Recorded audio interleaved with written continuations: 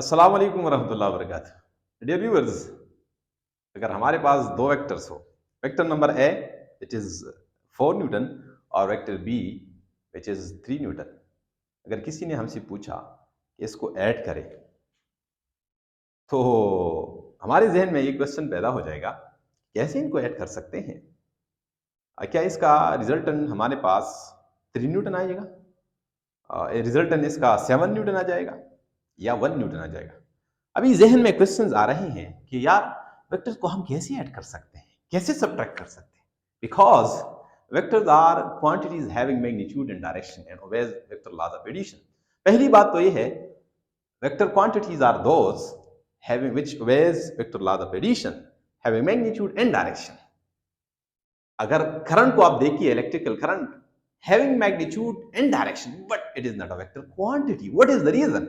Because reason ये है it does not obey the law of vector addition.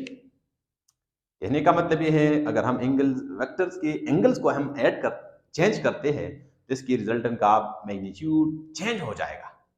लेकिन in case of electrical current, whenever we are changing the direction of the input wires, the resultant current will remain same, it remains constant.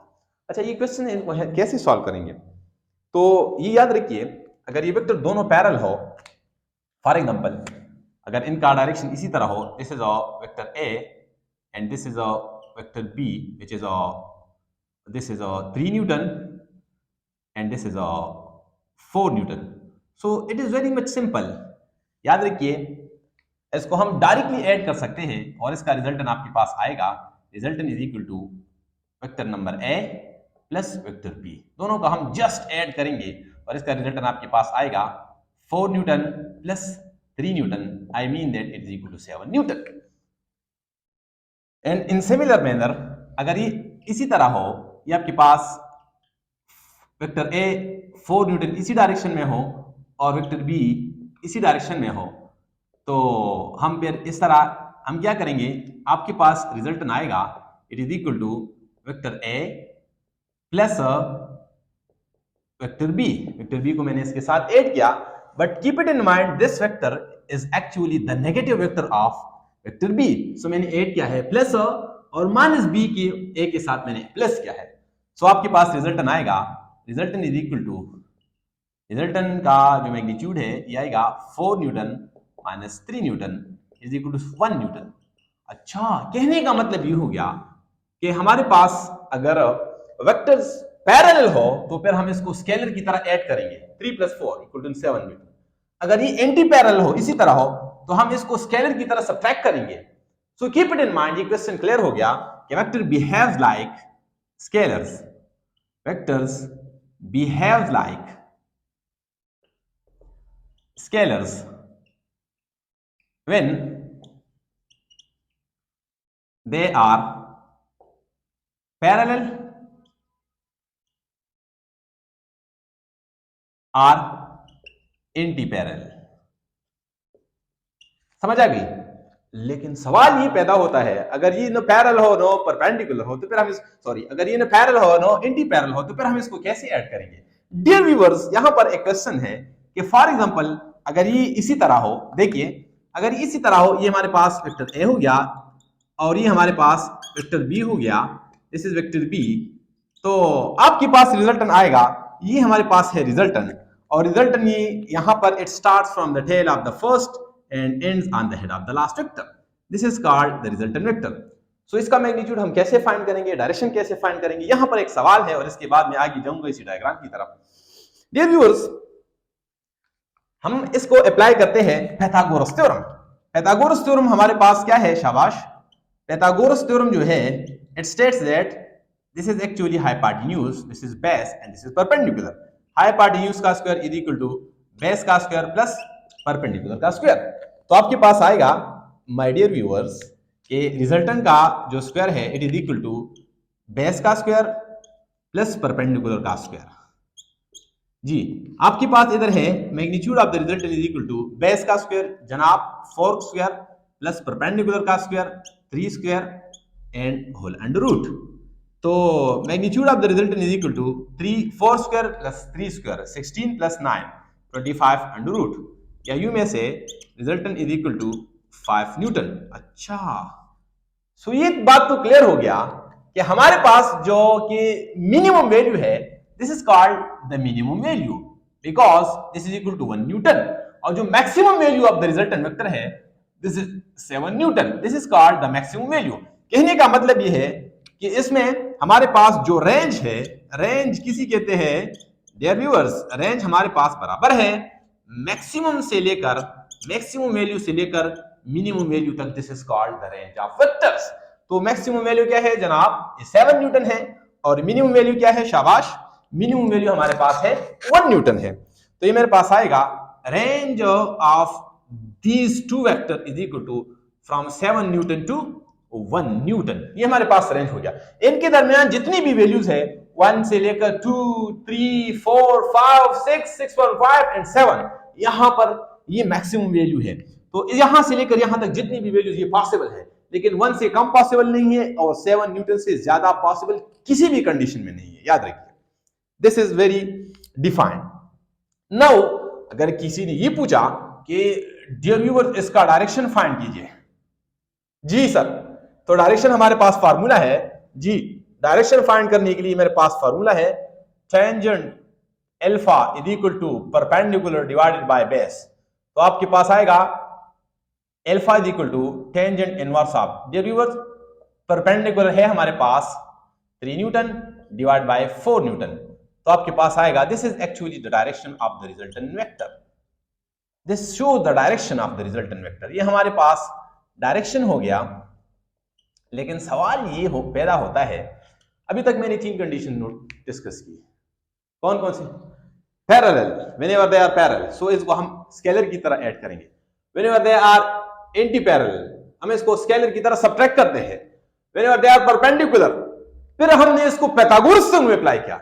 अभी सवाल ये है कि वही vector मेरे पास हो, this is actually 4 Newton and this is 3 Newton, so the question arises that how to find the magnitude of the resultant vector। अभी जहन में सवाल आएगा, क्या इसको हम ये फार्मूले अप्लाई कर सकते हैं? नो। क्या इसके एंगल को फाइंड करने के लिए हम ये फार्मूले अप्लाई कर सकते हैं? No. So how to solve it, how to find the direction and magnitude of the resultant vector, right? अच्छा जी, तो हमारे पास एक स्पेशल फार्मूला है जिसको हम याद रखिए, इसी स्पेशल फार्मूला को हम स्पेशल कंडीशन के लिए अप्लाई करेंगे। नो, किसी भी कंडीशन के लिए अप्लाई कर सकते हैं। और स्पेशल फार्मूला जो है क्या है, there is a special formula which is used for all triangles, either they are right angle triangle or other than right angle triangle, obtuse triangle or acute triangle। अगर angle 90 हो एक angle, this is called right angle triangle. अगर angle less than 90 हो, they are called acute triangle. अगर angle 190 से ज्यादा हो, these are called obtuse triangles. तो स्पेशल फार्मूला क्या है, किसी भी रिजल्टेंट वेक्टर का मैग्नीट्यूड फाइंड करने के लिए हमारे पास फार्मूला है फर्स्ट वेक्टर का स्क्वायर प्लस सेकंड वेक्टर का square plus 2 times first vector second vector and cosine of the angle between them and whole under root. This is called special formula which is applicable for all triangles irrespective of their angles। अगर हमारे पास vector इसी तरह हो, they are not perpendicular to each other। अगर आप देखिए dears, तो ये हमारे पास परपेंडिकुलर नहीं है, इधर देखिए they are not perpendicular with each other, इधर ये परपेंडिकुलर नहीं है, the angle is less than 90 degree, so it is acute triangle, so we can't apply this formula। keep it in mind, all Pythagoras theorem को हम तभी apply कर सकते हैं जब आपके पास ट्राइंगल क्या हो, राइट एंगल ट्राइंगल हो। तो जब ये हम इसको अप्लाई करेंगे इसी फार्मूले को।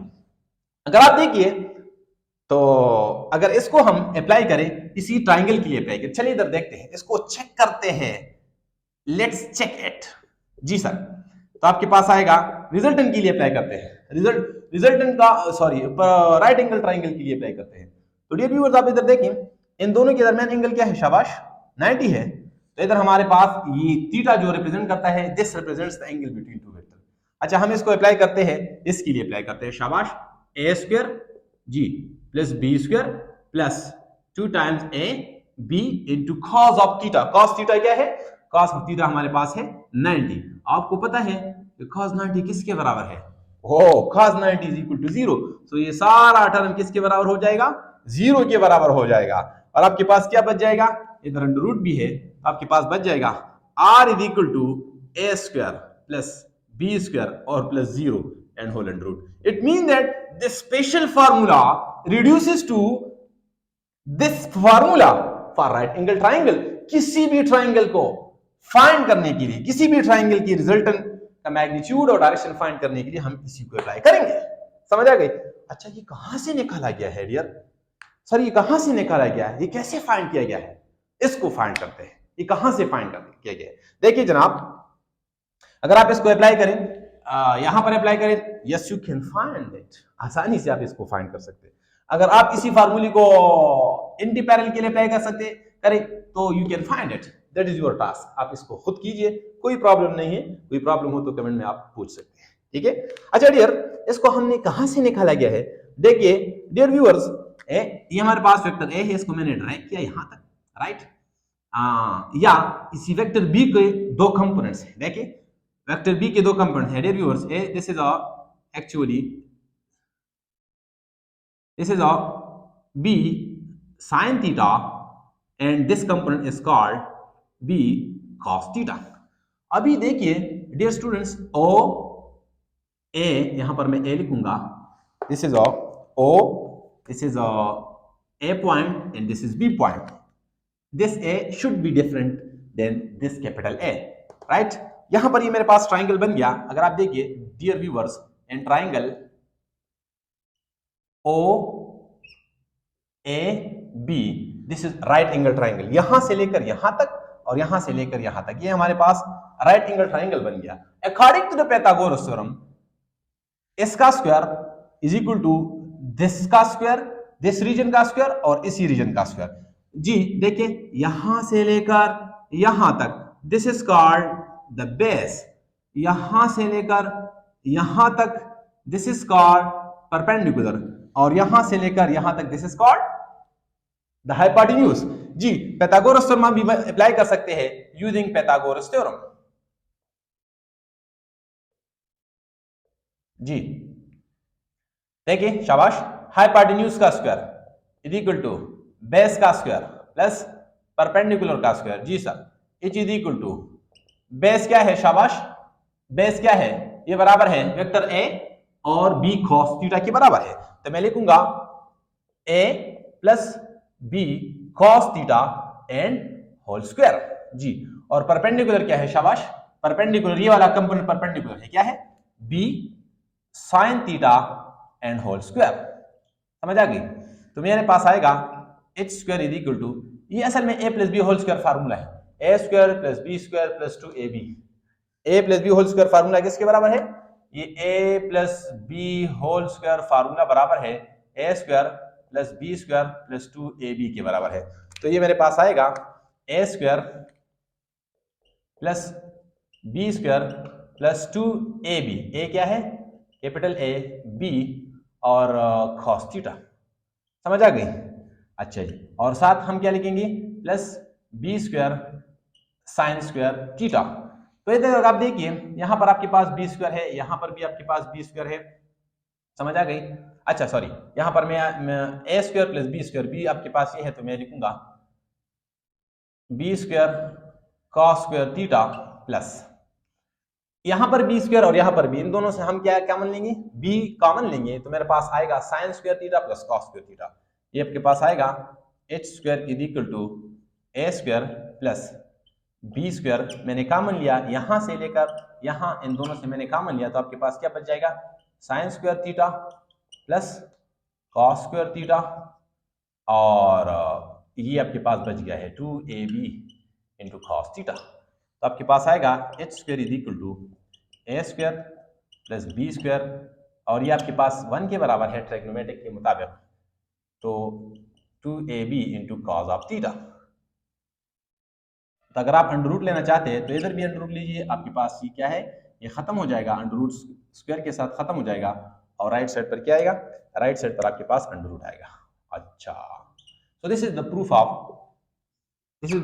the special formula, which is equal to a square plus b square plus 2ab into cos theta. अभी सवाल ये है, अगर आप देख लीजिए, हमने अभी फाइंड करना है रिजल्टेंट का डायरेक्शन फाइंड करना है, और रिजल्टेंट के डायरेक्शन को फाइंड करने के लिए हमारे पास एक स्पेशल फार्मूला है, direction of the resultant vector. मैं इधर लाइन ड्रा करूंगा.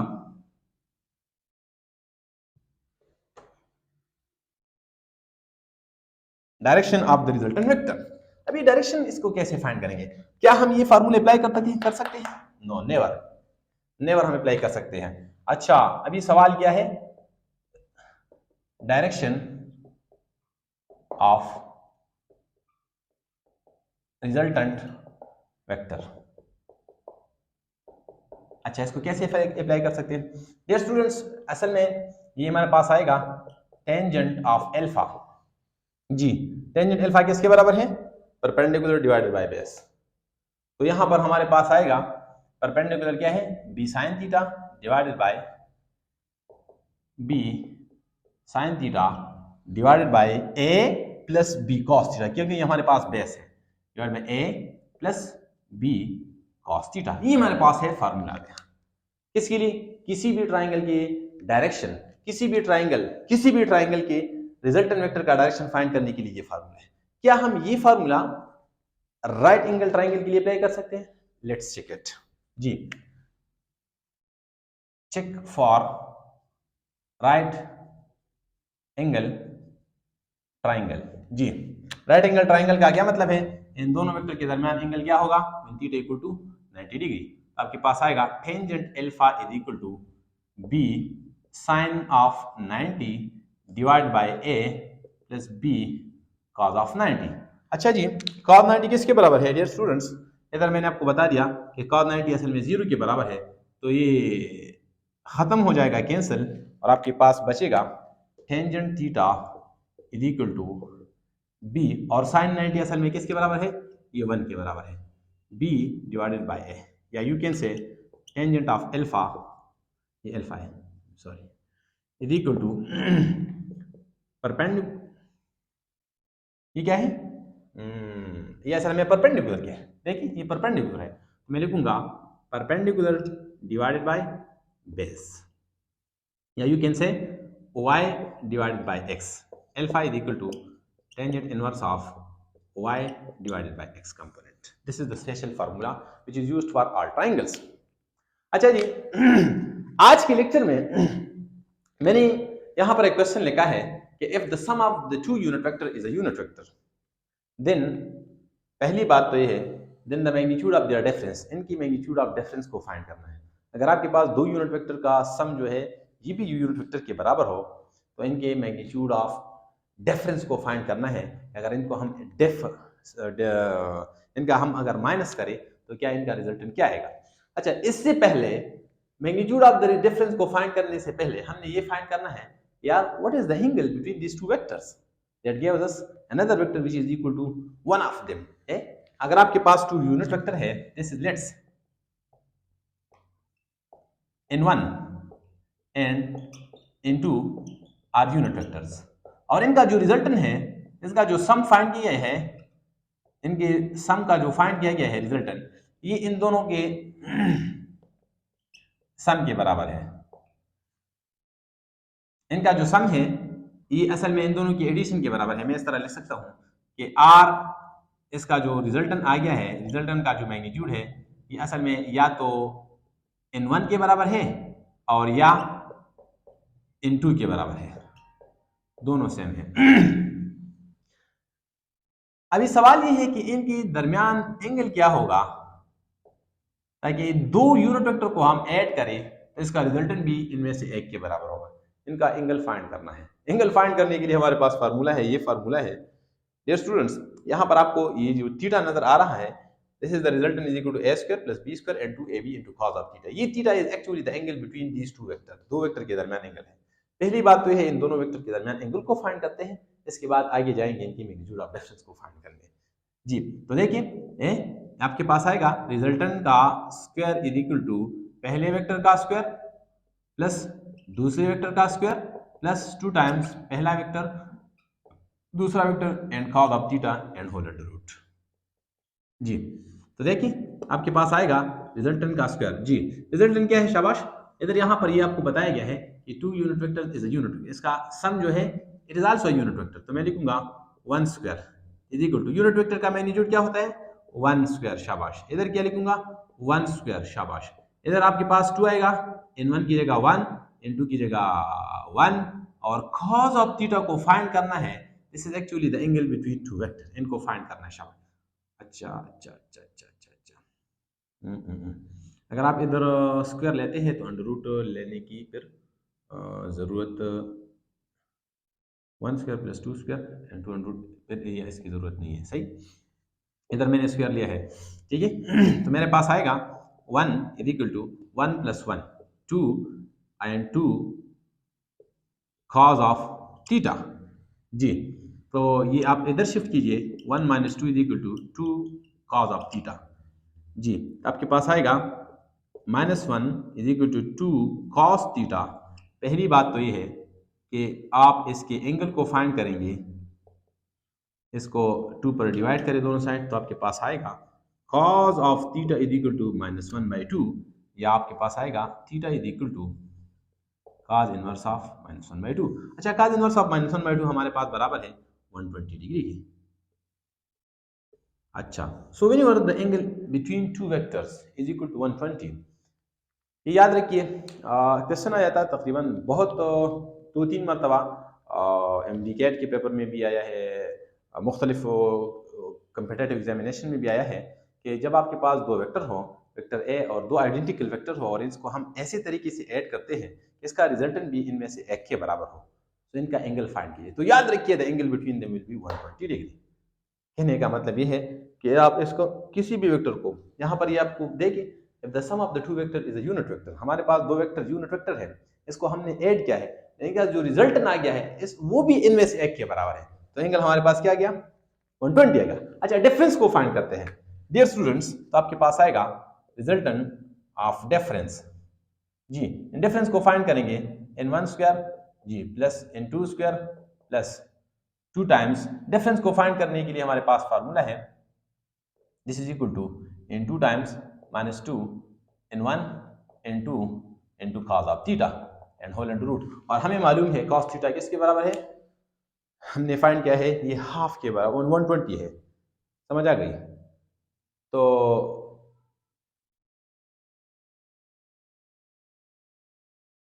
ये मेरे पास आएगा